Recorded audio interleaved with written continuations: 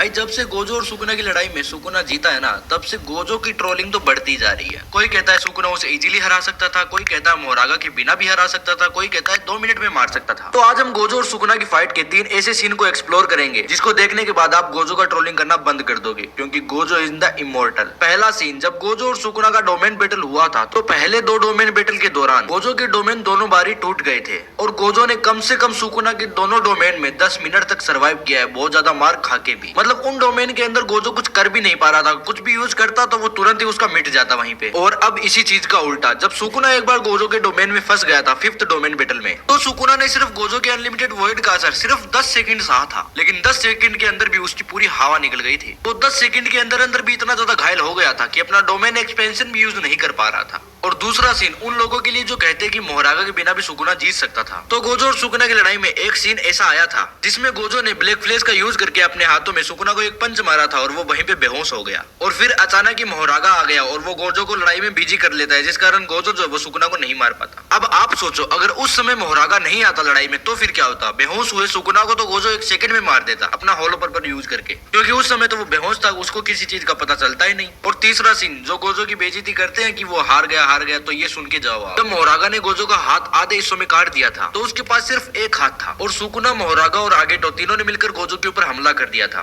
फिर भी बंदे ने एक हाथ से उनसे लड़ाई की और वहां पे भी सुकुना को एक तरफा मार रहा था। अब आप ही सोचो, एक सिर्फ 22 साल का बंदा हाथ कटने के बाद भी हजार साल के बंदों से लड़ रहा है, और वो भी कोई बंदे नहीं है, वो भी मॉन्स्टर है, फिर भी उनको एक तरफा मार रहा है। तो फिर सोचो, गोजो पावरफुल है फिर